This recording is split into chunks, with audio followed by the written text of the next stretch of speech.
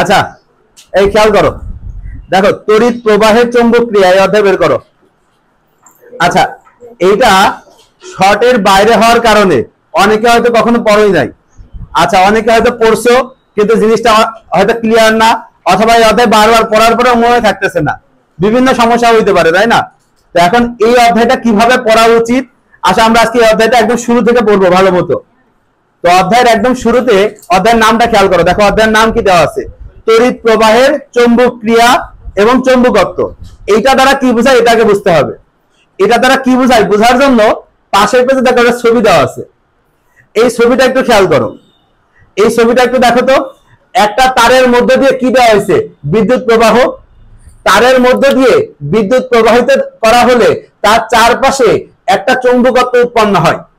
দেখো বিদ্যুৎ প্রবাহ দিছি তারের মধ্যে, উৎপন্ন হচ্ছে কি চৌম্বক, এই কারণে এইটার নাম হয়েছে তড়িৎ প্রবাহের চৌম্বক ক্রিয়া। তাহলে অধ্যায়ে কি আলোচনা করা হয়েছে, যে কোনো পদার্থের মধ্য দিয়ে তড়িৎ প্রবাহিত হলে তার চারপাশে একটা চৌম্বক ক্ষেত্র তৈরি হয়, এটাই হইতেছে তড়িৎ প্রবাহের চৌম্বক ক্রিয়া। আচ্ছা এখন তোমরা একটু চিন্তা করে উত্তর দাও তো, তড়িৎ প্রবাহের ফলে একটা চৌম্বক উৎপন্ন হলো, এটা স্থায়ী চৌম্বক নাকি অস্থায়ী চৌম্বক? অস্থায়ী চৌম্বক। তাহলে এর যে ধর্ম নিয়ে আলোচনা করা হয়েছে, চৌম্বকের ধর্মকে কি বলা হয়, চৌম্বকত্ব।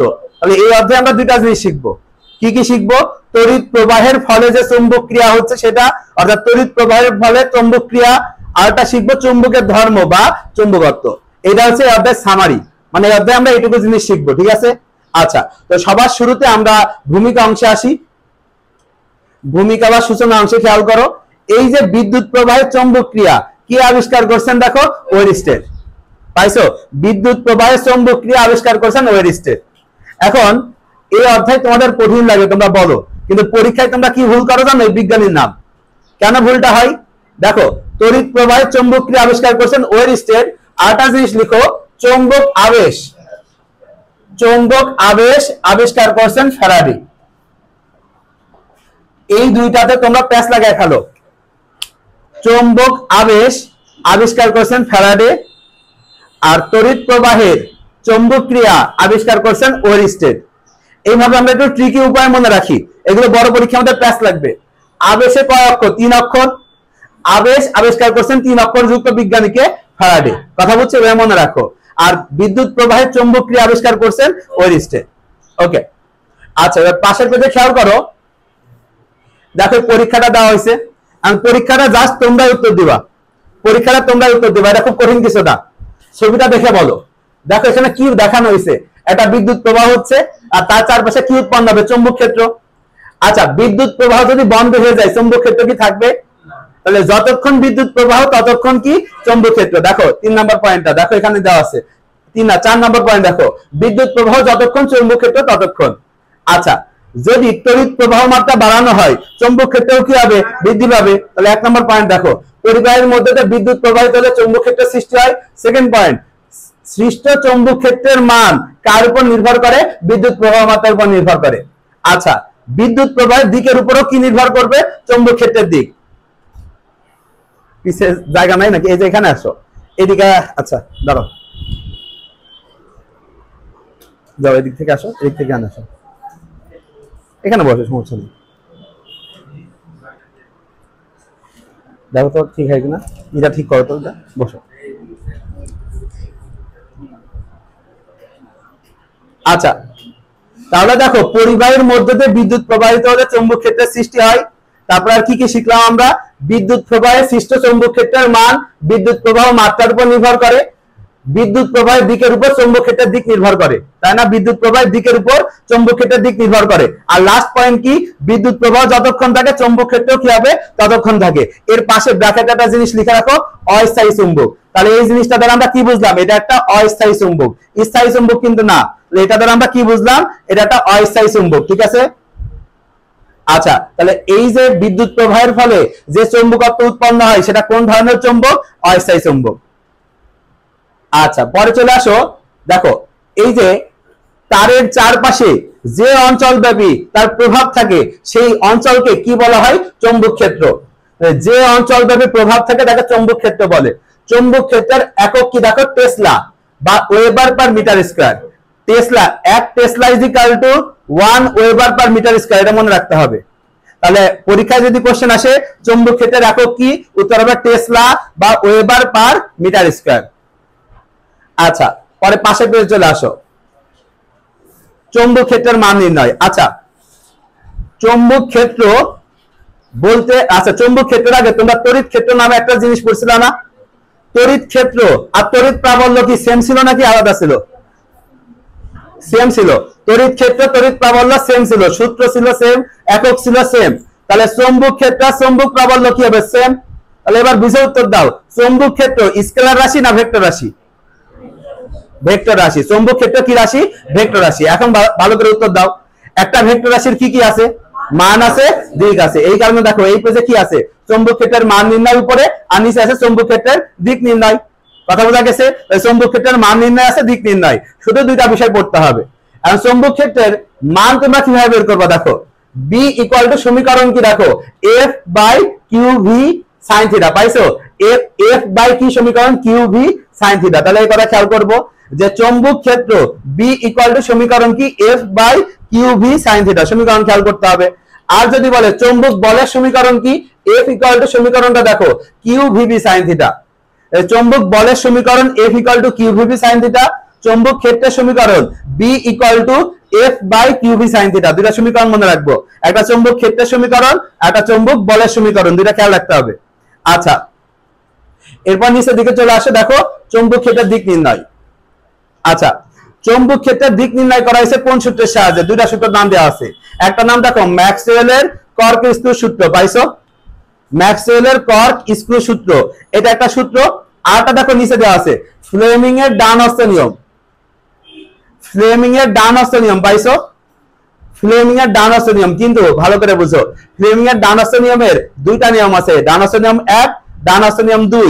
কোন নিয়ম দ্বারা চৌম্বক ক্ষেত্রের দিক পাওয়া যায়? দেখো লেখা আছে ডান হস্ত নিয়ম 2, এটাকে মার্ক করে, এটা খুবই গুরুত্বপূর্ণ। ফ্লেমিং এর ডান হস্ত নিয়ম 2 দ্বারা চৌম্বক ক্ষেত্রের দিক পাওয়া যায়। আচ্ছা, তাহলে চৌম্বক ক্ষেত্রের দিক নির্ণয় করা যায়। সূত্র দুটার নাম আরেকবার বলি, ম্যাক্সওয়েলের কর্ক স্ক্রু সূত্র আর ফ্লেমিং এর কি? ডান হস্ত নিয়ম 2। আচ্ছা, নিচে একটা লাইন লিখো, নিচে একটা লাইন লিখো, লিখো চৌম্বক বলের দিক, চৌম্বক বলের দিক, চৌম্বক বলের দিক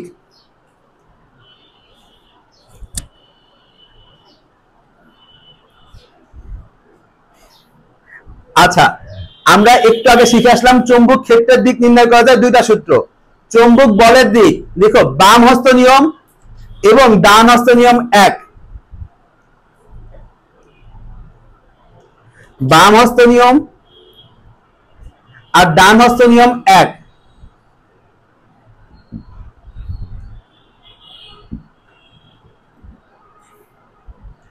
ডান হস্ত নিয়ম 1 লিখছো। তাহলে তাহলে আমরা ভালো করে বুঝি, চৌম্বক ক্ষেত্রের দিক নির্ণয় সূত্রও দুইটা, চৌম্বক বলের দিক নির্ণয় সূত্রও দুইটা। চৌম্বক ক্ষেত্রের জন্য সূত্র কি? ম্যাক্সওয়েলের কর্ক স্ক্রু সূত্র, ফ্লেমিং এর ডান হস্ত নিয়ম 2। আর চৌম্বক বলের দিক নির্ণয় সূত্র হচ্ছে বাম হস্ত নিয়ম আর হচ্ছে ডান হস্ত নিয়ম 1। এই যে বলের দিক, বলের দিকের সূত্রের ডিটেইলস আমরা পরে জানবো। আপাতত চৌম্বক ক্ষেত্রের দিক নির্ণয়ের ডিটেইলস সূত্র জানতে হবে, ঠিক আছে? এখন চৌম্বক ক্ষেত্রের দিক নির্ণয়ের প্রথমটার শুধু নাম জানলে হয়, প্রথমটা ডিটেইলস আর লাগবে না। সেকেন্ড যেটা ডান হস্ত নিয়ম 2, এটা একটু জানতে হবে। এইটা শেখার জন্য দেখো এখানে একটা ছবি দেওয়া আছে, এখানে একটা ছবি দেওয়া আছে, পাইছো? আচ্ছা, এই ছবিতে ডান হাতের বৃদ্ধাঙ্গুলি দ্বারা কি নির্দেশ করছে? দেখছো তড়িৎ প্রবাহ। তাহলে এখানে একটু তড়িৎ প্রবাহ কথাটা লিখে নাও, তাহলে আর যাতে পরবর্তীতে সমস্যা না হয়। তাহলে বৃদ্ধাঙ্গুলি দ্বারা কি প্রকাশ করে? তড়িৎ প্রবাহ।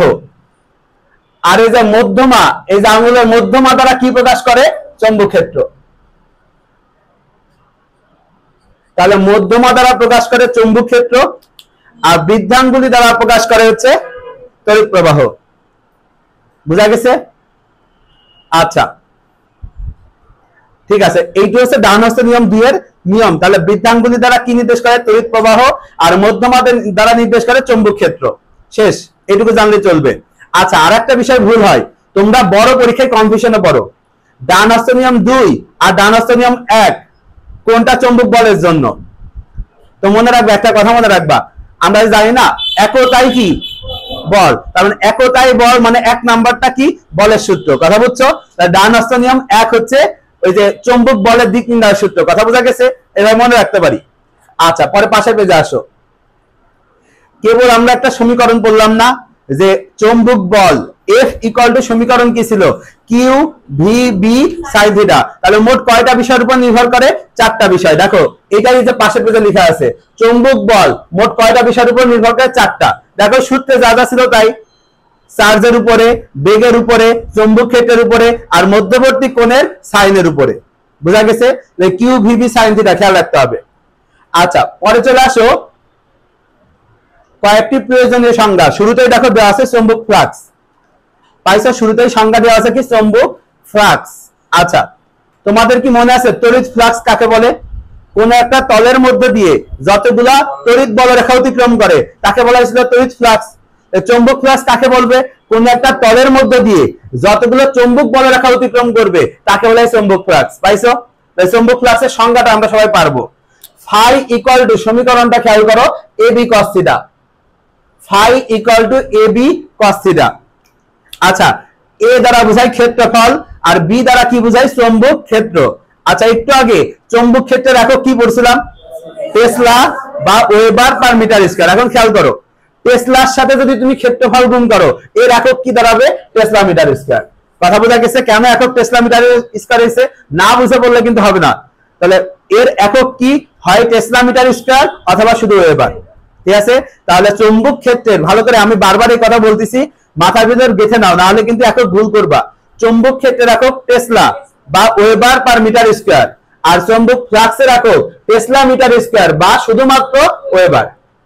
ওকে আচ্ছা আরেকটা একক আছে যে নিউটন মিটার পার অ্যাম্পিয়ার, এটাও খেয়াল রাখবো। এই অধ্যায়ে কিন্তু প্রচুর একক নিয়ে প্যাচ লাগায় দেয়। আচ্ছা পাশে পেয়ে চলে আসে চৌম্বক ফ্লাক্স ঘনত্ব। দেখো চৌম্বক ফ্লাক্স ঘনত্ব। আচ্ছা ফাই ইকুয়াল টু আমরা এবি পড়লাম না? ধরো cos থিটার মান যদি 1 ধরি, ফাই ইকুয়াল টু এবি লেখা যায়।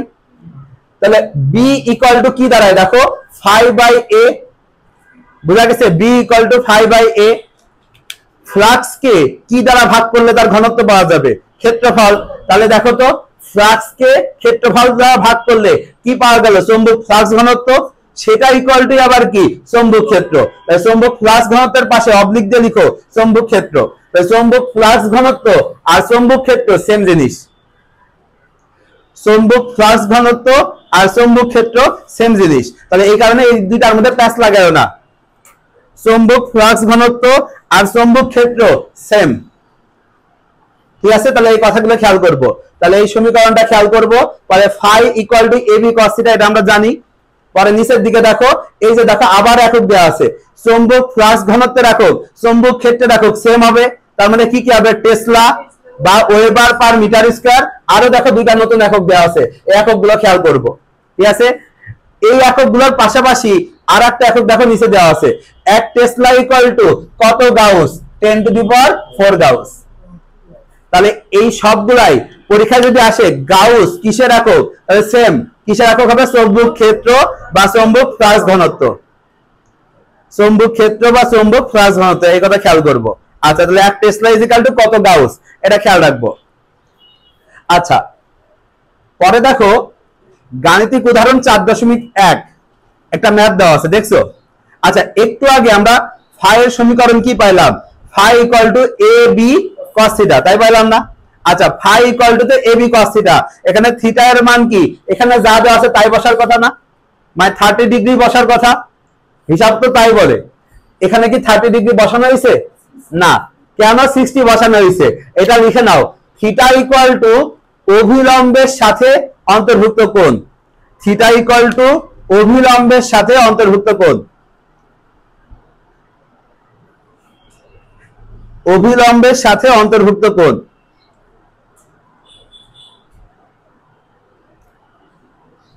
আচ্ছা দেখো তো তোমার যে প্রশ্ন দেওয়া আছে সেই প্রশ্নে খেয়াল করো তো, চৌম্বক ক্ষেত্রের সাথে কোণ দেওয়া আছে না? অভিলম্বের সাথে তো কোণ দেয় নাই। চৌম্বক ক্ষেত্রের সাথে কত ডিগ্রি দেওয়া আছে? 30 ডিগ্রি। তাহলে অভিলম্বের সাথে কত ডিগ্রি? 60 ডিগ্রি। তার ওখানে 60 বসানো হয়েছে। কথা বোঝা গেছে? আচ্ছা পরে একটু নিচে আসো, বায়ট-স্যাভার্টের সূত্র। বায়ট-স্যাভার্টের সূত্র এটা অন্য রাইটারের বইয়ে বায়োট স্যাভার্টকে বিও স্যাভার সূত্র লেখা হয়েছে। বিও স্যাভার, কথা বুঝছো? এনে ভয় পাওয়ার কিছু নাই, সব একই জিনিস। বায়োট স্যাভার্টের সূত্রের আরেকটা নাম কি বলছে? ল্যাপ্লাসের সূত্র। আচ্ছা, যে কোনো সূত্র থেকে তার একটা উদ্দেশ্য থাকে না, এই সূত্র থেকে একটা জিনিস নির্ণয় করা যায়। এখন পরীক্ষা আসে বায়োট স্যাভার্টের সূত্র থেকে কি নির্ণয় করা যায়? উত্তর দেখো, খুব সহজ। চৌম্বকীয় আবেশ, চৌম্বকীয় প্রাবল্য, এই দুইটা নাম দেওয়া আছে। এখন তোমরা কি বলো তো, চৌম্বক আবেশ বা চৌম্বক প্রাবল্য এর মধ্যে কি পড়ছো তুমি? এই যে এতক্ষণ যা যা পড়াইলাম এর মধ্যে কি ছিল? এই তো, ভেরি গুড। চৌম্বক ক্ষেত্র আর প্রাবল্য সেম বলছি না? তাহলে এর সাহায্যে আরো কি কি নির্ণয় করা যায়, এই দুটার নাম লিখে নাও। চৌম্বক ক্ষেত্র, চৌম্বক ফ্লাক্স ঘনত্ব। তাহলে এই সব জিনিসই আমরা কিসের সাহায্যে নির্ণয় করতে পারবো? বায়োট স্যাভার্টের সূত্র। বায়োট স্যাভার্টের সূত্রের সাহায্যে কিন্তু এই সবগুলোই নির্ণয় করা যায়, কারণ সব জিনিসই সেম। ঠিক আছে? তাহলে অনেক সময় তোমরা চিন্তা করো বইয়ে তো এইগুলোর নাম দেওয়া নাই, এগুলো তো সব সেমই। চৌম্বকীয় আবেশেরই আরেকটা নাম চৌম্বক প্রাবল্য, তারই আরেকটা নাম চৌম্বক ক্ষেত্র, আর চৌম্বক ক্ষেত্রেরই আরেকটা জিনিস হচ্ছে ফ্লাক্স ঘনত্ব, সবই এক। আচ্ছা, চৌম্বক ক্ষেত্রকে কি দ্বারা প্রকাশ করা হয়? বি দ্বারা। তাহলে এখানে কি আমরা বি নির্ণয় করব? দেখো সেটাই দেখো পাশের পেজে দেওয়া আছে। পাশের পেজে খেয়াল করো তো, পাশের পেজে দেখো বি নির্ণয় করছে না? ডিবি, দেখছো ডিবি নির্ণয় করা হয়েছে। ঠিক আছে? আচ্ছা, এখন এই যে ডিবি নির্ণয় করা হয়েছে, এই ডিবির সমীকরণটা একটু পড়ো তো, দেখো কি লেখা আছে। সমীকরণটা দেখো, I dl sine alpha by কি r square. DB equal to সমীকরণ কি দেখো, I dl sine alpha by r square. পাইছো? আচ্ছা, এই সমীকরণ অনুযায়ী চিন্তা করে উত্তর দাও যে চৌম্বক ক্ষেত্রের সাথে তড়িৎ প্রবাহের সম্পর্ক কি? সমানুপাতিক। তোমরা নিজেরাই বলো, দৈর্ঘ্যের সাথে, দৈর্ঘ্যের সাথে সমানুপাতিক। ডিএল মানে দৈর্ঘ্য, মধ্যবর্তী দূরত্বের বর্গের মাত্রা থেকে। একটা জিনিস বলতে দিছি তাও পারো না, কি সমস্যা? তড়িৎ প্রবাহের সাথে সমানুপাতিক, দৈর্ঘ্যের সাথে সমানুপাতিক, মধ্যবর্তী দূরত্বের বর্গের সমানুপাতিক, মধ্যবর্তী কোণের সাইনের সমানুপাতিক। কথা বোঝা গেছে? মধ্যবর্তী কোণের সাইনের সমানুপাতিক, এই কথা খেয়াল করব। এখন দেখো এখানে একটা সমানুপাতিক ধ্রুবক ধরা হয়েছে না? কে ইকুয়াল টু সমানুপাতিক কি সূত্র দেখো, mu naught by 4 pi. K equal to সমীকরণটা মার্ক করো, মিউ নট বাই 4 পাই। তাহলে পরীক্ষায় যদি কোশ্চেন আসে ভালো করে বুঝে উত্তর দিবা। বায়োট স্যাভার্ট সূত্রের ধ্রুবকের মান কত? এই তো, ভেরি গুড, 10 ইনভার্স 7। কারণ কি দেখো, মিউ নট এর মান হচ্ছে 4 পাই into 10 to the power minus 7। 4 পাই আর 4 পাই কাটা, তাহলে থাকলো কি 10 টু দি পাওয়ার মাইনাস 7। তাহলে শুধুমাত্র এইভাবেও কিন্তু কোশ্চেন আসে। তোমরা অনেকেই চিন্তা করো শুধু মিউ নট বাই 4 পাই হয়তো উত্তর হবে, কিন্তু অনেক সময় কিন্তু 10 টু দি পাওয়ার মাইনাস 7 ও দেওয়া থাকে বায়োট স্যাভার্ট সূত্রের। তাহলে ধ্রুবকের মান কত? মিউ নট বাই 4 পাই অথবা 10 টু দি পাওয়ার মাইনাস 7, যে কোনো একটা থাকতে পারে। কথা বুঝছো? ওকে, এখন এই ক্ষেত্রে সেম একক গুলাই তো মুখস্থ করবা। মিউ নটের একক কি এটা হয়তো পড়ছো যে ভৌত আবেগ বিজ্ঞান অধ্যায়ে ছিল, মিউ নটের একক কি। ঠিক আছে, একক গুলো খেয়াল করবো। মিউ নটের একক কি দেখো, weber per metre per ampere বা টেসলা মিটার পার অ্যাম্পিয়ার। কথা বোঝা গেছে? এই কথাগুলো একটু খেয়াল করতে হবে। আচ্ছা, তাহলে মিউ নটের মান কত খেয়াল করবো। ওকে, পরে চলে আসো পেজ চেঞ্জ করে। পাশের পেজে দেখো বায়োট স্যাভার্ট সূত্রের প্রয়োগ দেওয়া আছে। বায়োট স্যাভার্ট সূত্রের প্রয়োগ। আচ্ছা, আমি যদি শুরু বলি বায়োট স্যাভার্ট সূত্রের প্রয়োগ কি, তোমরা কি উত্তর দিবা? চৌম্বক ক্ষেত্র, চৌম্বক ফ্লাক্স ঘনত্ব, চৌম্বক আবেশ, চৌম্বক প্রাবল্য, এই তো। আচ্ছা, এখন পরীক্ষায় আমি এইভাবে কোশ্চেন দিই, বায়োট স্যাভার্ট সূত্রের প্রয়োগ কোথায় কোথায় দেখা যায়? উত্তর হবে দুইটা। কোথায় কোথায় দেখা যায়? লম্বা সরল তারের জন্য, আর পরের পয়েন্টটা পাশের পেজে দেখো দেওয়া আছে, বৃত্তাকার তারের কুণ্ডলীর জন্য। তাহলে বায়োট স্যাভার্টের সূত্র পাওয়া যায় দুইটা ক্ষেত্রে, লম্বা সরল তার, আর দেখো পাশের পেজে দেওয়া আছে বৃত্তাকার কুণ্ডলীর ক্ষেত্রে। তাহলে এই চুম্বক ক্ষেত্রে দুইটা ক্ষেত্রে বায়োট স্যাভার্ট সূত্র আছে, লম্বা সরল তারের ক্ষেত্রে আর বৃত্তাকার কুণ্ডলীর ক্ষেত্রে। বুঝতে পারছো? তাহলে লম্বা সরল তারের জন্য আর বিদ্যুৎবাহী বৃত্তাকার কুণ্ডলীর জন্য। কথা বোঝা গেছে? আচ্ছা, এখন এই লম্বা সরল তারের জন্য সূত্রটা কেমন হবে দেখো, সূত্রটা খেয়াল করো। সূত্রটা দেওয়া আছে B equal to mu not I by 2 pi. B equal to সমীকরণটা খেয়াল করো, mu not I by 2 pi. এই যে পাশের পেজে দেখো B equal to mu not I by 2 pi. শুধু একটা সূত্র জানবো, B equal to mu not I by 2 pi a. আচ্ছা, পাশের পেজে খেয়াল করে বৃত্তাকার কুণ্ডলীর ক্ষেত্রে শুধু এই সূত্রটা জানবো, mu naught n I by 2 r, mu naught n I by 2 r. পাইছো? তাহলে লম্বা সরল তারের জন্য সূত্র কি? Mu not I by 2 pi a, আর বৃত্তাকার কুণ্ডলীর ক্ষেত্রে mu naught n I by 2 r. পাইছো? আচ্ছা, এরপরে খেয়াল করো, এই যে দিকটা পাওয়া লাগবে, বৃত্তাকার কুণ্ডলীর দিক, এই দিকটা মার্ক করো। এখন এই দিকটা কিভাবে পড়বো? খুব সহজে, একদম সিম্পলি তোমরা এটা পড়বা। কিভাবে পড়বা? ধরো আমি যদি তোমাদের বলি স্ক্রু, স্ক্রুকে তুমি ঘড়ির কাঁটার দিকে ঘোরাচ্ছ, ঘড়ির কাঁটার দিকে যদি স্ক্রু ঘোরানো হয় সেটা ভিতরে ঢুকে না বাইরে আসে? আচ্ছা, ঘড়ির কাঁটার দিকে স্ক্রু ঘোরানো হচ্ছে, নিজে চিন্তা করো কি হয়েছে। আচ্ছা সমস্যা নেই, ওটা হোক, কথা শোনা গেলেই হয়েছে। আচ্ছা, যদি ঘোরানো হয় ঘড়ির কাঁটার দিকে তাহলে কি ভিতরে ঢুকবে? আর যদি উল্টা ঘড়ির কাঁটার বিপরীত দিকে ঘোরানো হয় তাহলে বাইরে বাইরে আসবে। দেখো এই কথাই লেখা আছে, দিকের মধ্যে পড়ো। যদি কুণ্ডলীর দিকে তাকালে তড়িৎ প্রবাহের অভিমুখ ঘড়ির কাঁটার দিকে হয়, ভালো করে পড়ো, বইয়ের মধ্যে পড়ো, ওইদিকে না তাকায়, বইয়ের মধ্যে পড়ো, ঠিক আছে? ঘড়ির কাঁটার দিকে হয় তাহলে চৌম্বক ক্ষেত্রের দিক হবে কি? লম্ব বরাবর ভিতরের দিকে। পাইছো? আর যদি ঘড়ির কাঁটার বিপরীত দিকে হয় তাহলে চৌম্বক ক্ষেত্রের দিক কি হবে? বাইরের দিকে। পাওয়া গেছে? তাহলে এই যে লাইনগুলো পাইছো, এই লাইনগুলো খেয়াল করতে হবে। তাহলে এই লাইনগুলো খেয়াল করব, যদি ঘড়ির কাঁটার দিকে ঘোরে তাহলে ভিতরের দিকে, ঘড়ির কাঁটার বিপরীতে হয় তাহলে বাইরের দিকে। কথা ক্লিয়ার? এই জিনিসটা খেয়াল করব। ওকে, এখান থেকে আর লাগবে না। পরে চলে আসো পাশের পেজে, অ্যাম্পিয়ারের সূত্র। এখানে তোমাদের যে ভুলটা হয় খেয়াল করো, আমি যদি পরীক্ষায় কোশ্চেন দিই অ্যাম্পিয়ারের সূত্র দিয়ে কি পাওয়া যায়? আচ্ছা, এখন অনেকে দেখে বললা বা অনেকে জানো, যারা পড়ছো তারা এরা বলছে চৌম্বক ক্ষেত্র, কিন্তু আমরা অনেক সময় ভুল করে দিয়ে আসি তড়িৎ প্রবাহ। অ্যাম্পিয়ারের সূত্রে তড়িৎ প্রবাহ পাওয়া যায় না। দেখো অ্যাম্পিয়ারের সূত্রের সাহায্যে কি পাওয়া যায়? চৌম্বক ক্ষেত্রের মান। অর্থাৎ মিলায় পড়ো, বারের সূত্রে যা যা পাইছিলা সবকিছু অ্যাম্পিয়ারের সূত্র দিয়ে নির্ণয় করা যায়। কথা বোঝা গেছে? চৌম্বক ক্ষেত্র হইতে পারে, চৌম্বক আবেশ হইতে পারে, চৌম্বক প্রাবল্য হইতে পারে, চৌম্বক ফ্লাক্স ঘনত্ব হইতে পারে। কথা বোঝা গেছে? সবই কিসের সূত্রে পাওয়া যায়? অ্যাম্পিয়ারের সূত্র। অ্যাম্পিয়ারের সূত্রের সাহায্যে সবকিছুই পাওয়া যায়, খেয়াল রাখবো। আচ্ছা, পরে পাশের পেজে আসো, অ্যাম্পিয়ারের সূত্রের সমীকরণটা খেয়াল করো। দেখো B dot DL equal to সমীকরণ কি? দেখো mu not I. B dot DL equal to সমীকরণ কি দেখছো?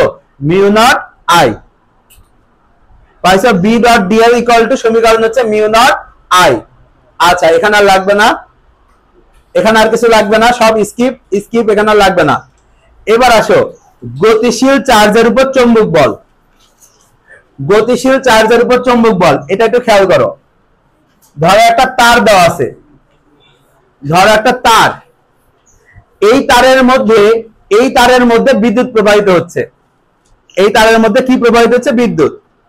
এখন ভালো করে বুঝে উত্তর দাও। একটা তারের মধ্যে বিদ্যুৎ প্রবাহিত হলে তার মধ্যে কি তড়িৎ বল যাবে না? যাবে। তড়িৎ বলের সূত্র কি? আমরা তো জানি F equal to Q into E, এইটা হচ্ছে তড়িৎ বলের সূত্র। এই তারের চারপাশে নতুন কি সৃষ্টি হয়েছে? চৌম্বক ক্ষেত্র। চৌম্বক ক্ষেত্রের যে বল সেটা সূত্র কি? F equal to Q VB sine theta. তাই আমরা জানি না? তাহলে F equal to qE, F equal to Q VB sine theta, দুইটা বলই কি এখন ক্রিয়াশীল না? তাহলে এই কারণে গতিশীল চার্জের উপর চৌম্বক বলের আরেকটা নাম হচ্ছে লরেন্স বল। নামটাকে মার্ক করো। গতিশীল চার্জের উপর চৌম্বক বলের মান হচ্ছে লরেন্স বল। পাশের পেজে দেখো তার সূত্র দেওয়া আছে। এই যে লরেন্স বলের সূত্র কি? দেখো এই দুইটার যোগফল। পাশের পেজে দেখো সূত্র দেওয়া আছে।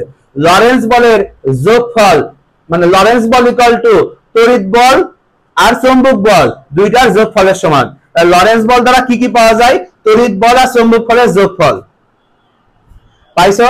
লরেন্স বল দ্বারা তড়িৎ বল আর চৌম্বক বলের যোগফল পাওয়া যায়, এই কথা খেয়াল করতে হবে। পাইছো? আচ্ছা, তাহলে এই সমীকরণটা আমরা খেয়াল করব। এখন আবার এখানে আসি, চৌম্বক বলের দিক।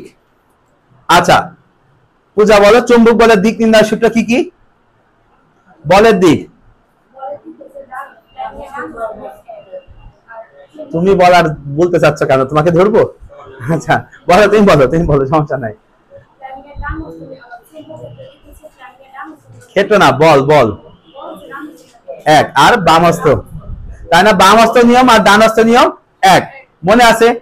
এখন দেখো আমাদের এখানে কোনটা লেখা আছে? ডানহস্ত নিয়ম এক। আগে আমি এটা ডিটেইলস শিখি, তারপর বামহস্ত নিয়ম শিখবো, কথা বুঝছো? ডানহস্ত নিয়ম এক, দেখো একটা ছবি দেওয়া আছে, ছবিটা দেখো, দেখছো ছবি দেওয়া আছে? ছবি দেখে তোমরা বলো ডান হাতের বৃদ্ধাঙ্গুলি কি নির্দেশ করছে? বেগ। ডান হাতের মধ্যমা কি নির্দেশ করছে? চৌম্বক ক্ষেত্র। লম্ব বরাবর কি নির্দেশ করছে? বল। কথা বুঝছো? তাহলে এই তিনটা জিনিস দেখো প্রথম তিনটা লাইনে লেখা আছে। দেখো ডান হাত বিস্তৃত করলে আঙ্গুলগুলির দিক বা আঙ্গুলগুলির মধ্যমার দিক, এই কথা মনে রাখতে পারি। আঙ্গুলগুলির মধ্যমার দিক কি? চৌম্বক ক্ষেত্র। পরে খেয়াল করো বৃদ্ধাঙ্গুলি কি নির্দেশ করছে? বেগ। আর লম্ব বরাবর হাতের তালুর উপরে বহির্মুখী লম্ব বরাবর কি নির্দেশ করছে? চৌম্বক বল। এই তিনটা জিনিস খেয়াল করতে হবে। একটা হচ্ছে চৌম্বক বল, একটা হচ্ছে চৌম্বক ক্ষেত্র, আর আছে বেগ। কথা ক্লিয়ার? ওকে, আচ্ছা তিনটা জিনিস আমরা বুঝলাম। এখন আরেকটা জিনিস আছে না, ফ্লেমিং এর বাম হস্ত নিয়ম। এবারে ওইটা একটু একদম নিচে ফাঁকা জায়গায় লিখো, বাম হস্ত নিয়ম। ফ্লেমিং এর আরেকটা কি আছে? বাম হস্ত নিয়ম। বাম হস্ত নিয়ম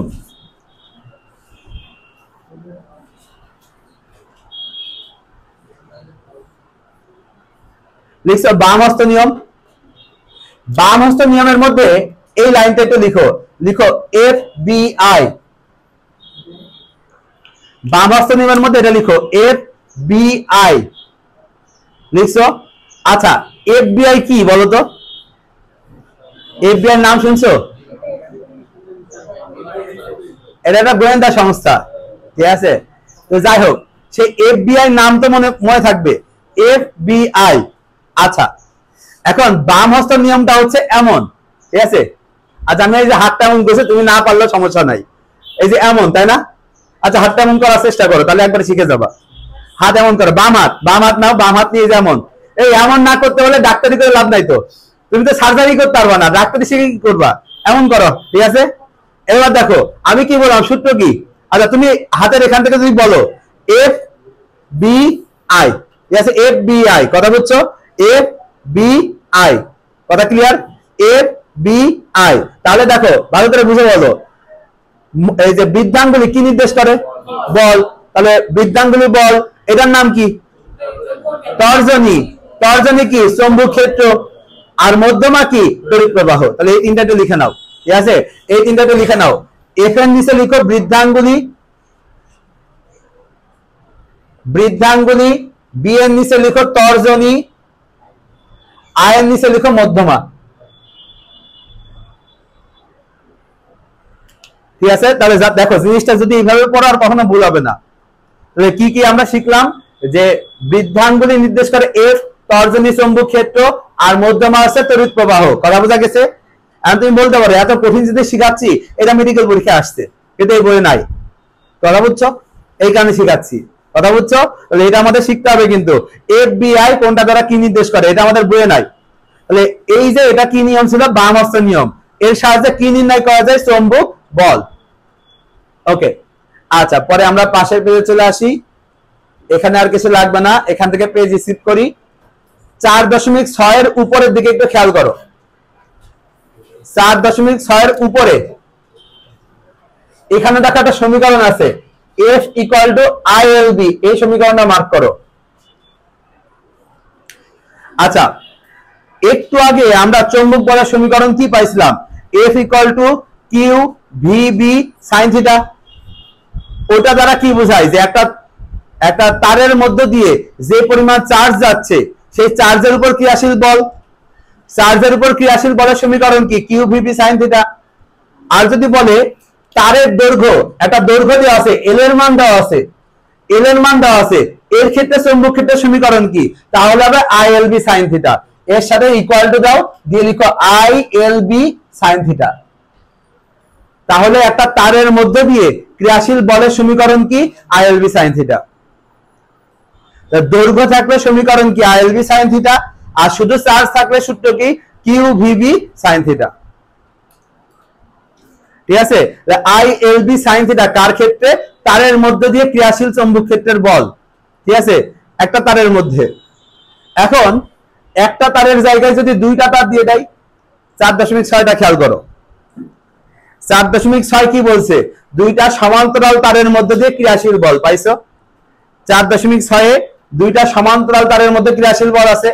এই পাশ দিয়ে একটা আছে, এই পাশে একটা আছে, এই পাশে একটা আছে, তাই না? আচ্ছা, এদের ক্ষেত্রে অবশ্যই কি চেঞ্জ হবে? অবশ্যই সূত্রটা। সেই সূত্রটা কেমন হবে দেখো। এই ক্ষেত্রে সূত্রটা কেমন হবে তোমাদের বইয়ের মধ্যে দেখো দেওয়া আছে। দুইটা সমান্তরাল তার থাকলে তার মধ্যে ক্রিয়াশীল বলের সূত্র হচ্ছে mu not I a I b দিছে, তো এটা একটু ক্লিয়ারলি লিখো। লিখো এইভাবে, mu naught I1 I2 by 2 pi d into l. তাহলে দুইটা সমান্তরাল তারের মধ্যে দিয়ে ক্রিয়াশীল বলের সমীকরণ হচ্ছে এইটা।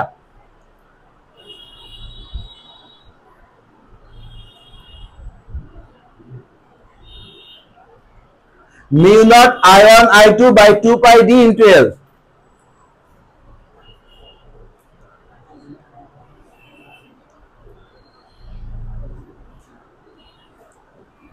আচ্ছা, এবার বুঝে উত্তর দাও, ভালো মতো বুঝো। এইগুলা কিন্তু খুব সহজ জিনিস, শুধু সমীকরণ মুখস্থ রাখলে আমাদের থিওরি আর পড়া লাগে না।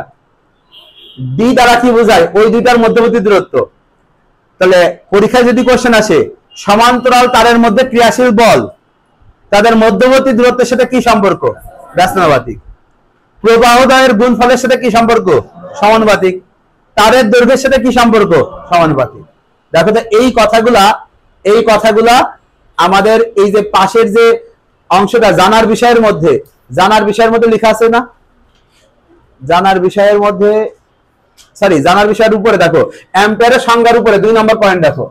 দেখো তো এই 2 নম্বর পয়েন্টে এই কথা লেখা আছে না? অ্যাম্পিয়ারের সংজ্ঞার উপরে। আর তুমি নিচেরটাই দেখো। আর যে কোনো বইয়ের দেখো 2 নম্বর পয়েন্টে আছে, দেখো আছে কিনা? যে ক্রিয়াশীল বলের মান প্রবাহদ্বয়ের গুণফলের কি সম্পর্ক? সমানুপাতিক। মধ্যবর্তী দূরত্বের সাথে কি সম্পর্ক? ব্যস্তানুপাতিক। আর দৈর্ঘ্যের সাথে কি সম্পর্ক? সমানুপাতিক। পাইছো তাহলে এই তিনটা জিনিস? কেউ পাও নাই এমন আছো? কেউ পাইছো সবাই? আচ্ছা, এখন খেয়াল করো এর বাইরে আরেকটা কি জিনিস আসতে পারে। এখানে খেয়াল করো আরেকটা জিনিস আসতে পারে, সমমুখী সমান্তরাল প্রবাহ। সমমুখী সমান্তরাল প্রবাহ পরস্পরকে কি করে? আকর্ষণ করে। আর যদি বিপরীতমুখী প্রবাহ হয় তাহলে পরস্পরকে কি করে? বিকর্ষণ করে। তাহলে এই দুইটা কথা খেয়াল করতে হবে। সমমুখী সমান্তরাল প্রবাহ পরস্পরকে আকর্ষণ করে, আর বিপরীতমুখী প্রবাহ পরস্পরকে কি করে? বিকর্ষণ করে। কথা ক্লিয়ার?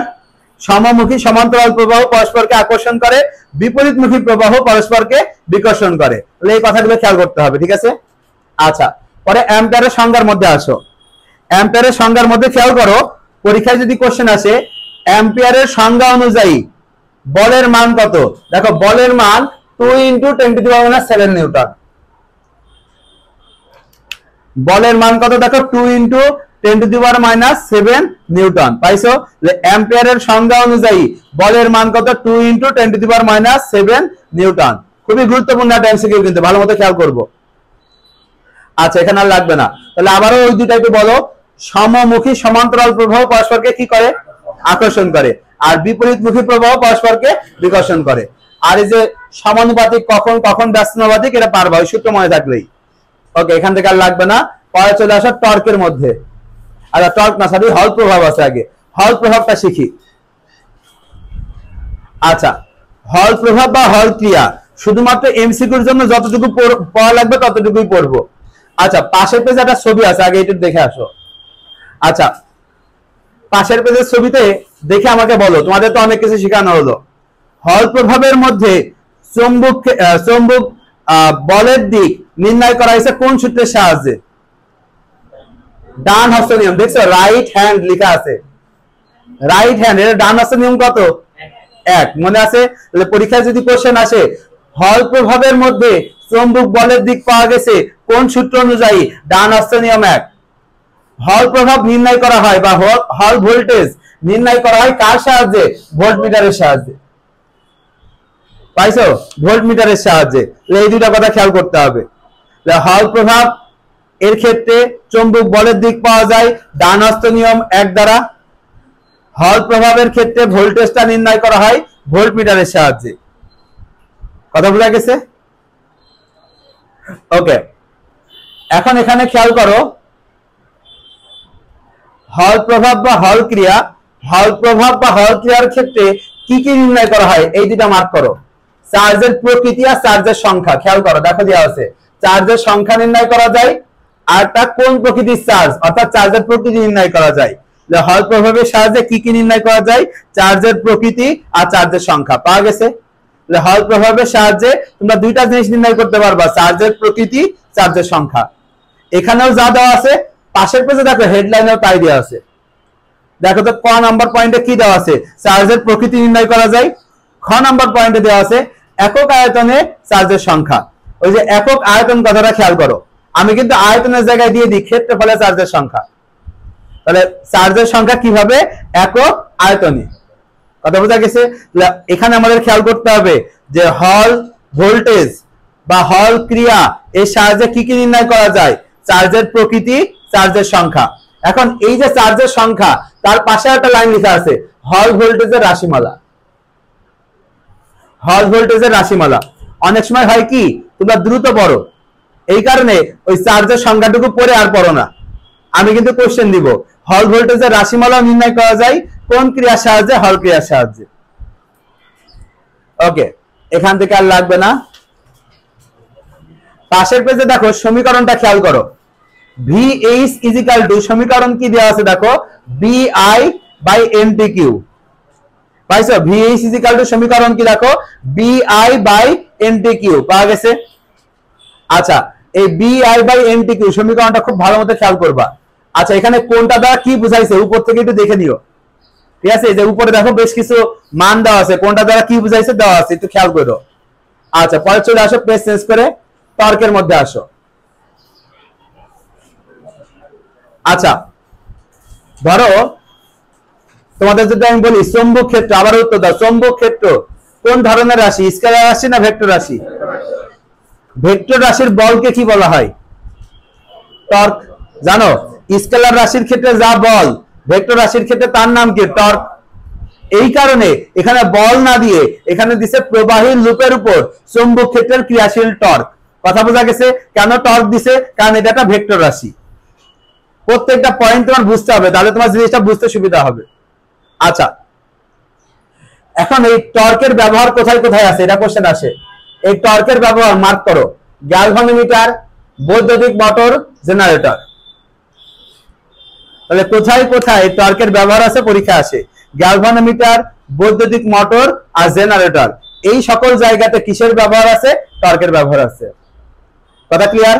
ওকে, পরে এখান থেকে পেজ চেঞ্জ করো, পাশের পেজে আসো। একদম পাশের পেজে এই সমীকরণটা মার্ক করো, দেখো tau equal to NIA into B।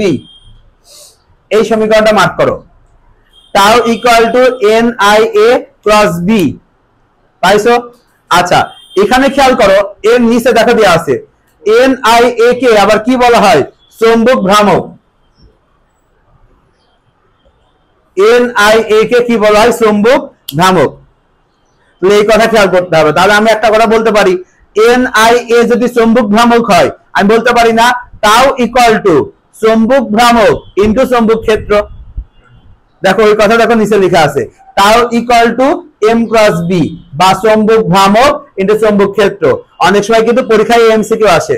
চৌম্বক ভ্রামক এবং চৌম্বক ক্ষেত্রের গুণফলকে কি বলা হয়? টর্ক। ঠিক আছে, এই কথা খেয়াল করবো। ওকে, তাহলে এই সমীকরণটা আমাদের খেয়াল রাখতে হবে, এর বাইরে এখানে আর কিছু লাগবে না।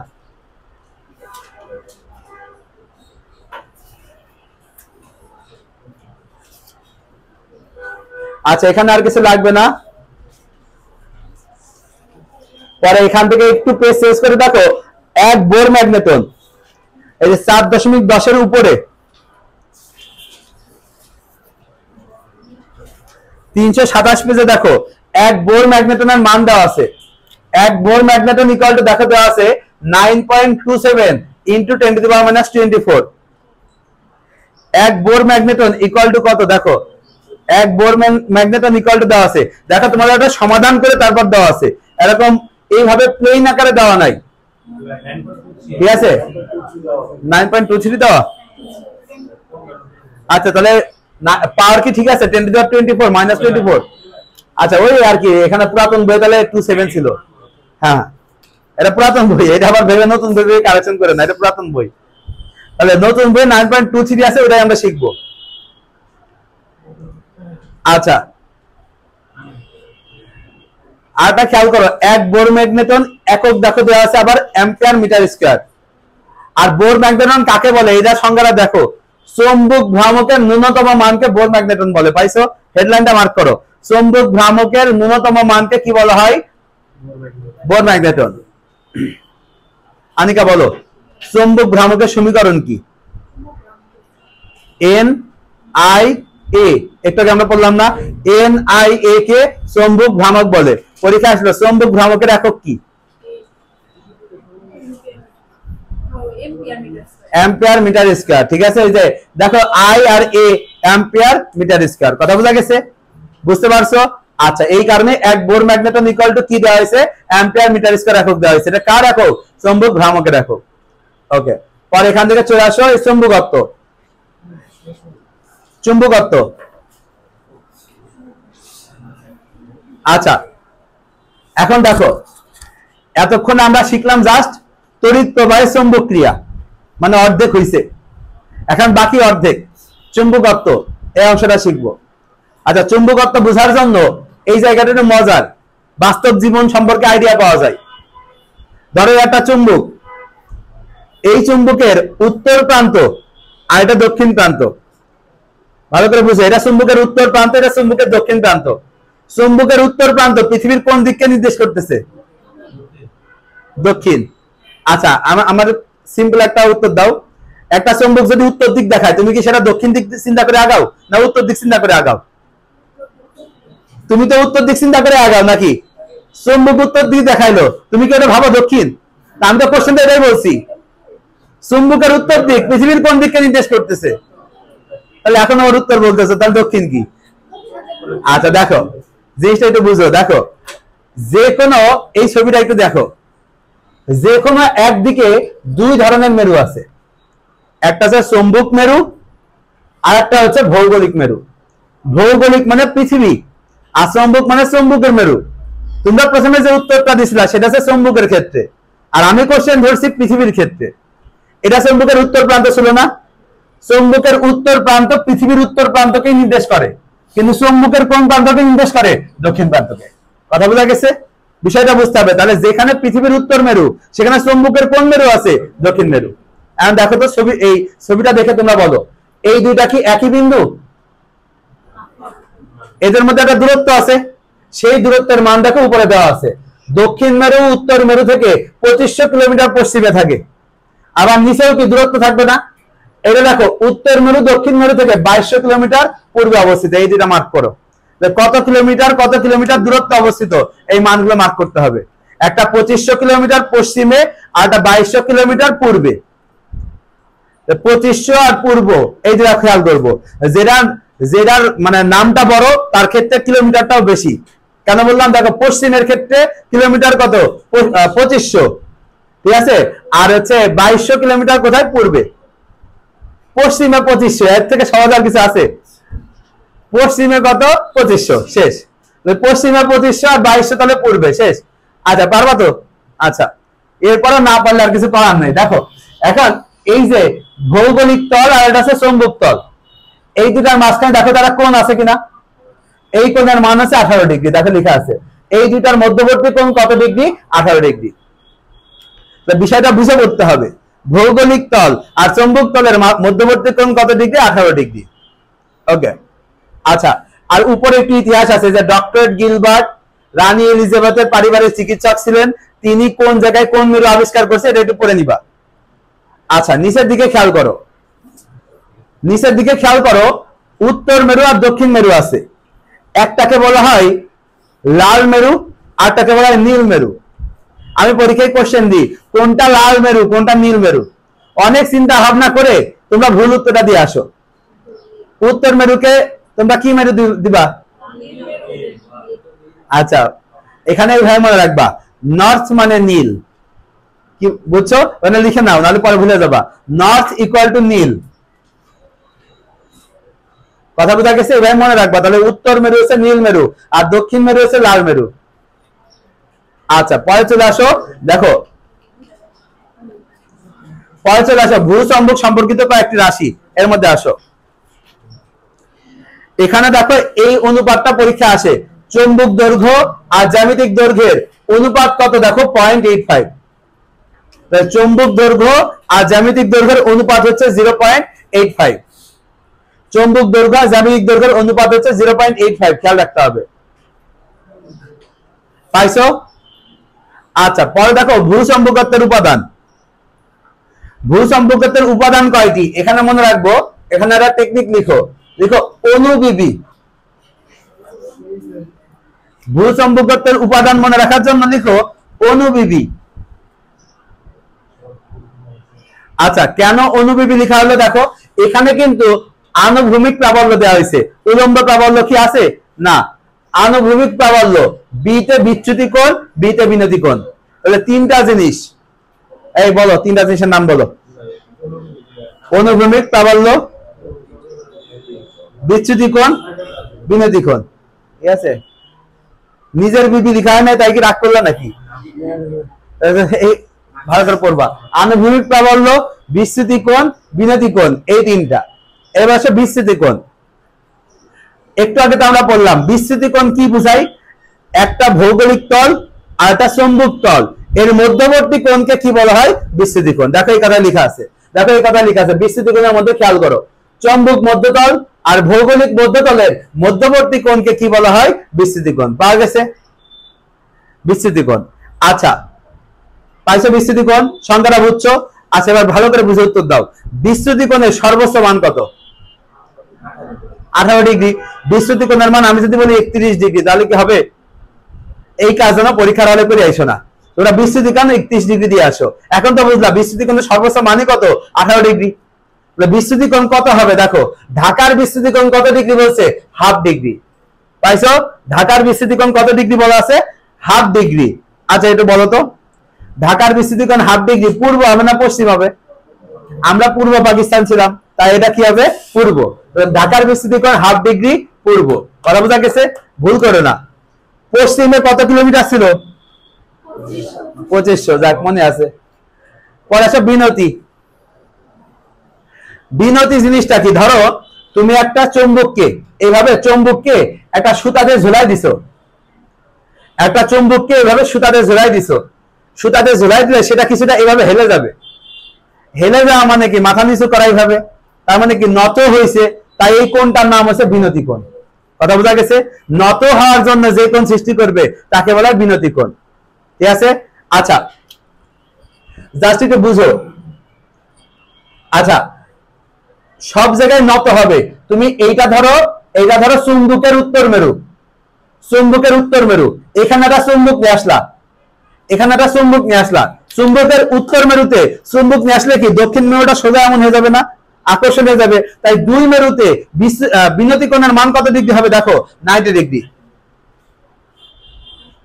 দুই মেরুতে, বুঝা নাই? মেরুতে নিয়ে গেলে চুম্বকটা কি খাড়া হয়ে যাবে? ঠিক আছে? এই কারণে দুই মেরুতে বিনতি কোণ হচ্ছে 90 ডিগ্রি। আর বিষুব রেখায় কত ডিগ্রি? 0 ডিগ্রি। ঠিক আছে? আচ্ছা এটা ভুল করো না, এগুলো কিন্তু ভুল হয়। আচ্ছা এবার খেয়াল করো, পরীক্ষা আমি কোশ্চেন দিলাম ঢাকার বিনতি কোণ কত? 31 ডিগ্রি। বিনতি একটা দন্তান্ন আছে তাই নর্থ। বিনতি কোথায়? তাহলে 31 ডিগ্রি নর্থ। কথা বোঝা গেছে? বিচ্যুতি কোণের মধ্যে হাফ ডিগ্রি পূর্ব দিয়ে আসে না বিনতি কোণের মধ্যে, বিনতি হচ্ছে 31 ডিগ্রি নর্থ। ঠিক আছে? ওকে। পরে দেখো আনুভূমিক আর উলম্ব প্রাবল্য, এখানে খেয়াল করো। দেখো I ইকুয়াল টু সমীকরণ কি দেওয়া আছে? Root over h square plus v square. পাইছো? I ইকুয়াল টু সমীকরণ দেখো root over h square plus v square. উদাহরণের মধ্যে খেয়াল করো, উদাহরণ কি দেওয়া আছে দেখো? রাজশাহীতে, উদাহরণটা খেয়াল করো, রাজশাহীতে ভূচৌম্বক ক্ষেত্রের আনুভূমিক প্রাবল্যের মান কত দেখো 29 অ্যাম্পিয়ার পার মিটার। রাজশাহীতে ভূচৌম্বক ক্ষেত্রের আনুভূমিক প্রাবল্য কত 29 অ্যাম্পিয়ার পার মিটার পাওয়া গেছে। 29 অ্যাম্পিয়ার পার মিটার, খেয়াল রাখতে হবে। ওকে, এখান থেকে আর লাগবে না, পেজ চেঞ্জ করো, একবার চুম্বকত্বের মধ্যে আসো। তাহলে আমরা তিনটা মান শিখলাম, আরেকবার বলি। ঢাকার বিস্তৃতি কোণ কত, হাফ ডিগ্রি পূর্ব, বিনতি কোণ 31 ডিগ্রি নর্থ।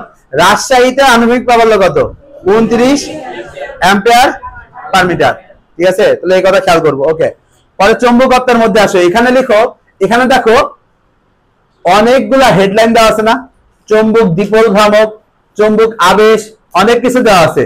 সবগুলার সংজ্ঞা আর একক পড়তে হবে। সংজ্ঞা একক পাশে লিখে নাও, পরে পড়ে নিবা। সবগুলোর সংজ্ঞা আর একক পড়বো।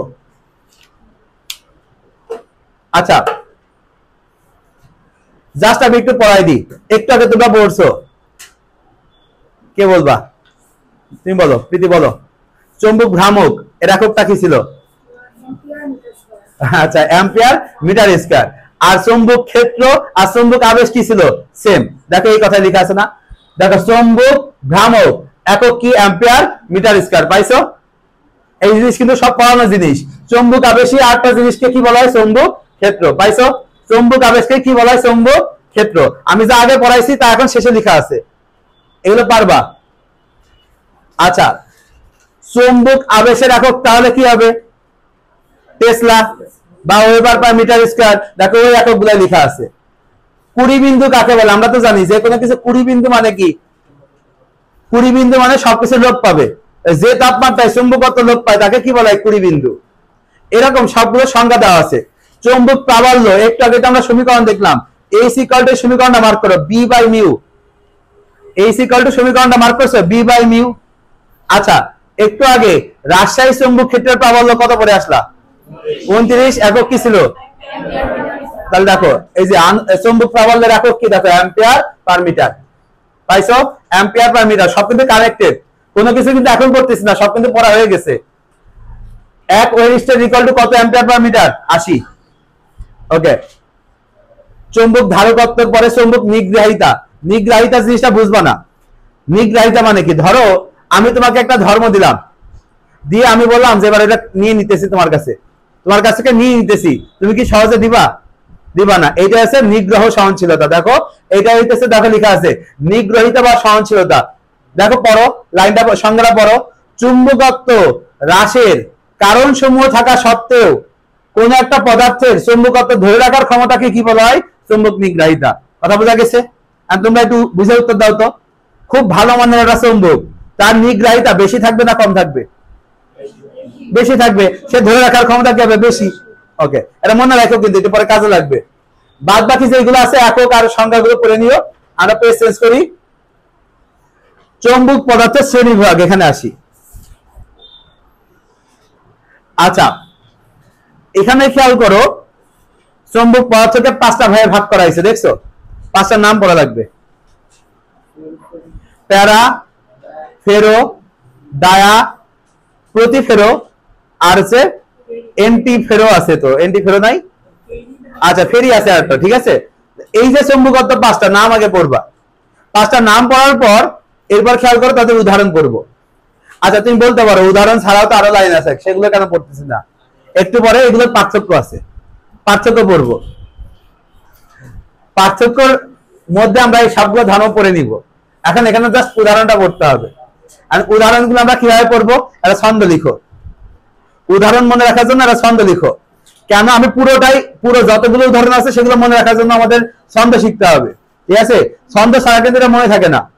আচ্ছা, প্যারাচুম্বকের মধ্যে ছন্দ লিখো। লিখো, সাদিয়া আন্টি, দুইটাই পছন্দ হয়ে গেছে। আন্টিতে অনেক ছন্দ, আর সাদিয়া নামটা পছন্দ ছেলেদের, কেন জানি। সাদিয়া আন্টি প্লেটে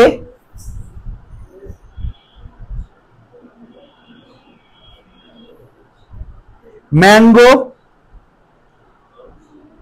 ও তরল আম কিনলো। ম্যাঙ্গো ও তরল আম কিনলো। সাদিয়া আন্টি প্লেটে ম্যাঙ্গো ও তরল আম কিনলো। আচ্ছা, আসো মিলাই। ম্যাঙ্গো ও তরল আম কিনলো।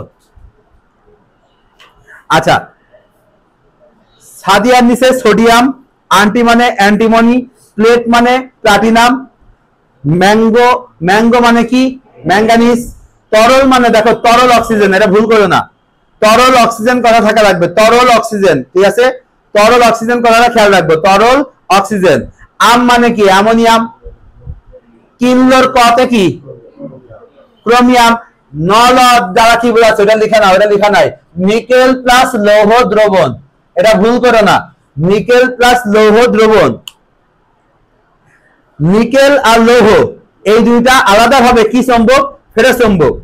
নিকেল আর লৌহ আলাদা ভাবে হচ্ছে ফেরোচুম্বক, কিন্তু তাদের দ্রবণ ইউজ করলে সেটা কি হবে, প্যারাচুম্বক। কথা বোঝা গেছে? ওকে, এইটা যদি তুমি পড়ো, ডায়াচুম্বক তোমার পড়ার দরকার নাই, ডায়াচুম্বক তুমি স্কিপ করো, ডায়াচুম্বক পড়তেছি না, ডায়াচুম্বক স্কিপ। ফেরোচুম্বকের মধ্যে আসো। আমরা তো অলরেডি জানি ফেরোচুম্বক কারা, ফেরোচুম্বক মনে রাখবো ফেনিকো, ফেনিকো মানে কি আয়রন নিকেল কোবাল্ট, তাহলে ফেনিকো দ্বারা মনে রাখবো iron nickel cobalt, iron nickel cobalt কি ফেরোচুম্বক। কথা বোঝা যাচ্ছে, আয়রন নিকেল কোবাল্ট হচ্ছে ফেরোচুম্বক। 20 তাপমাত্রা লোহার ক্ষেত্রে কত দেখো 1043 পাইছো, লোহার ক্ষেত্রে 20 তাপমাত্রা কত 1043, 1043 সেলসিয়াসে কত হবে 770 ডিগ্রি সেলসিয়াস, লিখে রাখো পাশে, নাহলে পরে বিয়োগ করতে ভুল করো তোমরা। লোহার ক্ষেত্রে 20 তাপমাত্রা 1043 এর পাশে 770 ডিগ্রি সেলসিয়াস লিখে রাখো। আচ্ছা ঠিক আছে, এরপর খেয়াল করো ফেরি চুম্বক, ফেরি চুম্বকের উদাহরণ দেখো ফেরাইট, ফেরি চুম্বকের উদাহরণ দেখো ফেরাইট, প্রতি ফেরোর উদাহরণ লাগবে না, এন্টি ফেরোর মধ্যে খেয়াল করো উদাহরণ কি দেওয়া আছে, ম্যাঙ্গানিজ অক্সাইড, ম্যাঙ্গানিজ ফেরাইট। আচ্ছা আসো সবগুলো উদাহরণ আমি তাহলে আরেকবার বলি, আমরা তো ওই যে প্যারাচুম্বক তো পড়লাম, ওটা লাগবে না, ডায়াচুম্বক পড়বোই না, বাদ। ফেরোচুম্বক কি ফেনিকো, আয়রন নিকেল কোবাল্ট, তারপর প্রতি ফেরোচুম্বক কোনটা, প্রতি ফেরোচুম্বকের মধ্যে উদাহরণ ছিল না তো, উদাহরণ নাই তো বাদ, সহজে গেল। ফেরি চুম্বকের উদাহরণ কি ফেরাইট, আর এন্টি ফেরোর উদাহরণ কি ম্যাঙ্গানিজ অক্সাইড, ম্যাঙ্গানিজ ফেরাইট। কথা বোঝা গেছে? পারবো আশা করি। আচ্ছা পরে চলে আসো, দেখো তিনটার পার্থক্য দেওয়া আছে, এই তিনটার পার্থক্য একটু বুঝলে খুব সহজ, এই তিনটার পার্থক্য খুব সহজে পড়বো। আচ্ছা সহজে পড়ার ক্ষেত্রে তোমরা একটু বলো তো, এই তিনটার মধ্যে সব থেকে ভালো চুম্বক ধর্ম কার, ফেরোচুম্বকের চুম্বক ধর্ম সব থেকে বেশি। মিউ দ্বারা কি বোঝায়, চুম্বক প্রবেশ্যতা, চুম্বক প্রবেশের ক্ষমতা কার ক্ষেত্রে সব থেকে বেশি হবে, ফেরোচুম্বক। ফেরোচুম্বকের ক্ষেত্রে দেখো মিউ এর মান কি লেখা আছে, একের থেকে অনেক বেশি, পাইছো পাশের পেজে দেখো, একের থেকে অনেক বেশি। চুম্বক প্রবেশ্যতা সব থেকে বেশি কার, ফেরোচুম্বক। প্যারাচুম্বকের ক্ষেত্রে দেখো অল্প একটু বেশি, আর ডায়াচুম্বকে চুম্বক বিকশিত হয় তাই ও ঋণাত্মক, মানে একের থেকে ছোট। দেখো এই তিনটা মিউর মান পাইছো, এই তিনটা মিউর মান শিখা লাগে। প্রবেশ্যতা কার সব থেকে বেশি, ফেরো, সব থেকে কম কার, ডায়া। আচ্ছা বাকি বৈশিষ্ট্য মনে রাখার জন্য আরেকটা ছন্দ লিখো, ছন্দ লিখো, প্যারা ও ডায়ার, লিখো প্যারা ও ডায়ার ধার করে হাসতে নেই, প্যারা ও ডায়ার ধার করে হাসতে নেই, লিখছো প্যারা ও ডায়ার ধার করে হাসতে নেই, প্যারা ও ডায়ার ধার করে হাসতে নেই। এর অর্থ কি, ধারের নিচে লিখো ধারকত্ব, ধারের নিচে লিখো ধারকত্ব, কোরের নিচে লিখো কুড়ি বিন্দু, হাসতের নিচে লিখো হিস্টেরেসিস। প্যারাচুম্বক আর ডায়াচুম্বকের তিনটা ধর্ম নাই, কি কি ধর্ম নাই, ধারকত্ব, কুড়ি বিন্দু, হিস্টেরেসিস, তিনটা ধর্ম নাই, ঠিক আছে। এই তিনটা ধর্ম তাহলে কার আছে, ফেরোচুম্বকের, ঠিক আছে। তাহলে দেখো আমরা অনেকগুলো বৈশিষ্ট্য পড়ে ফেলছি, আর বাদ বাকি যে বৈশিষ্ট্যগুলো আছে তোমরা খুব সহজে পড়তে পারবা। আচ্ছা আরেকটা জিনিস একটু চিন্তা করো, চুম্বক গ্রহিতা, চুম্বক গ্রহিতা কার কার থাকবে? প্যারা আর ফেরা চুম্বক, বোঝাই যাচ্ছে। ডায়াচুম্বকের কি চুম্বক গ্রহিতা থাকবে? এখন আমি যদি বলি কাদের ক্ষেত্রে চুম্বক গ্রহিতার উপর তাপমাত্রা নির্ভরশীল? ফেরো আর প্যারা, যার যার ধর্ম আছে, যার ধর্ম নাই তার কি তাপমাত্রার উপর নির্ভরশীল হবে না? ওই পয়েন্টে লেখা আছে। আমি কিন্তু সব পয়েন্ট দেখো মোটামুটি পড়ানো হয়ে গেছে, তুমি এখন সবগুলো পয়েন্ট করো, দেখো আমার টাচ করা হয়ে গেছে। আচ্ছা, পরে দেখো পাশের পেজে দাগানো লাইনগুলো একটু পড়ে নিও, দাগানো লাইনগুলো একটু পড়বা পাশের পেজ থেকে। পরে এখানে এই লাইনটা মার্ক করো, কপি কলে কাঁচা লোহা ব্যবহৃত হয়। আচ্ছা, স্থায়ী চুম্বকের ধর্মের মধ্যে আসো। এখানে এই দুইটা, এখানে স্থায়ী চুম্বকের ধর্মটা খুব গুরুত্বপূর্ণ। আর অল্প একটু বিষয় আছে খুব গুরুত্বপূর্ণ, ভালো করে খেয়াল করো। তোমরা নিজেরা উত্তর দাও, বই না দেখে বলো। স্থায়ী চুম্বক মানে ভালো চুম্বক না খারাপ চুম্বক? ভালো চুম্বক। এর নিগ্রহ সহনশীলতা কেমন হবে? বেশি। এর ধারণ ক্ষমতা কি হবে? বেশি। আবার নিগ্রহ সহনশীলতা যে লুপের সাহায্যে প্রকাশ করে সেই লুপকে বলা হয় হিস্টেরেসিস লুপ। তাহলে তার ক্ষেত্রফলটা কেমন হবে? বেশি। তাহলে এই দেখো তিনটা বৈশিষ্ট্য দেওয়া আছে, কথা বোঝা গেছে? এটা কাদের ভালো, কাদের বেশি হবে? স্থায়ী চুম্বকের। এই তিনটা কম হবে কাদের? অস্থায়ী চুম্বকের। কথা বোঝা গেছে? খেয়াল রাখবো। এখানে আর দুইটা লাইন দেওয়া আছে, খুব ঝামেলা করে। ইস্পাত দ্বারা চুম্বক তৈরি চুম্বকই প্রথম স্থায়ী চুম্বক। পাইছো? এই যে 4 নম্বর লাইন, 1 2 3 4, 4 নম্বর লাইন, প্রথম স্থায়ী চুম্বক। আবার এই সিরামিক চুম্বকের মধ্যে খেয়াল করে লেখা আছে নিকেল দিয়ে সর্বপ্রথম স্থায়ী চুম্বক তৈরি করা হয়েছে। যদি বলে প্রথম কোনটা তাহলে হবে ইস্পাত, যদি বলে সর্বপ্রথম কোনটা তাহলে হবে নিকেল। ঠিক আছে, কিছু করার নাই। মেডিকেল প্রিপারেশন নিচ্ছ, মুখস্থ করবা, লজিক খুঁজবা না। ঠিক আছে, পরে আসো, এখানে আসো, এবারে চার্টে আসো। ঠিক আছে, চার্ট, এই চার্টটা মুখস্থ করতে হবে ফুল। এখন এই চার্টের মধ্যে ব্যবহারগুলো তোমরা মুখস্থ করো। আমি তোমাদের সংকট ধাতু মুখস্থ করাই দিতেছি। ঠিক আছে, সংকট ধাতুগুলো সব মুখস্থ করবো এখনই। আসো, এটা কিভাবে মুখস্থ করবো নিচ থেকে বলি। আসো, দেখো প্রত্যেকটার ওয়ার্ডটাই মানে ওয়ার্ড গুলোই দেখো তার একটা করে নাম। ততে টাইটানিয়াম, কোতে কোবাল্ট, নাতে নিকেল, লোতে লোহা। ঠিক আছে, দুইটা জিনিস বাদ গেছে, আমরা এভাবে মনে রাখি। আলটাটিকোনাল, আলটাটিকোনাল মানে কি? অ্যালুমিনিয়াম আর তামা। কথা বোঝা গেছে? আলটাটিকোনাল, কথা বুঝছো? তাহলে দেখো নামের মধ্যে সবকিছু হয়ে গেল। কি কি দ্বারা, সংকট ধাতু দ্বারা এটা তৈরি, মনে থাকবে আলটাটিকোনাল। ঠিক আছে, কথা ক্লিয়ার? ওকে, পরে দেখো অ্যালিনিকো। পাইছো? অ্যালিনিকো, এতে অ্যালুমিনিয়াম, লিতে লোহা, নিতে নিকেল, কোতে কোবাল্ট, অতিরিক্ত কোনটা? তামা। অ্যালিনিকোতে অতিরিক্ত কি? তামা। ওই একটা জন্য তার ছন্দ লাগবে না। ঠিক আছে, আচ্ছা ঠিক আছে। ফিকোনাল, কিছু দেওয়া নাই কিন্তু ছিল কিছু একটা, বলো কি কি থাকবে? Iron, cobalt, nickel. ঠিক আছে, আর লতে আবার লোহা বললো না, একই তো, আয়রন তো হয়েছে। আচ্ছা, মাম মেটাল, মাম মেটাল মনে রাখবো। এখানে আমরা ছন্দ লিখো, মাম মেটালের ছন্দ লিখো, মামনি কুকার কিনলো, মামনি কুকার কিনলো, মামনি কুকার কিনলো। মামনি মানে মাম মেটাল, নিতে নিকেল, কুকারতে ক্রোমিয়াম, আর একটা আছে দেখো লোতে লোহা। ঠিক আছে, আর একটা কতে কপার আছে। ঠিক আছে, মামনি কুকার কিনলো, এভাবে মনে রাখবো। ঠিক আছে, মামনি দ্বারা মাম মেটাল, নিতে নিকেল, কুকার দ্বারা ক্রোমিয়াম, আর একটা কতে কপার, আর লাস্টের লোতে লোহা। ঠিক আছে, ওকে। আচ্ছা, এবার দেখো ভিকালয়, মিলাও, ভতে কি? ভ্যানাডিয়াম, কতে কপার, লতে লোহা।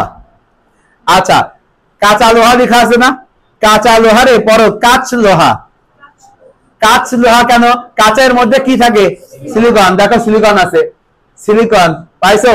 কাঁচ লোহা, কাঁচ লোহা মানে কাঁচের মধ্যে সিলিকন, আর লোহা মানে তো লোহাই। ওকে, সিরামিক, সিরামিকের মধ্যে লিখো আবেশি, বানানটা দেখে নাও, আবেশি। আবেশী। আবেশী মানে কি? আয়রন অক্সাইড, বেতে বেরিয়াম অক্সাইড, আর শীতে কি? সিরামিক। ঠিক আছে, আবেশী iron oxide, barium oxide, ceramic. সবই শেষ, শুধু একটা বাদ আছে। একা বাদ আছে না? একা বাদ আছে, তাই সে কি? একাকী মানে লোনলি।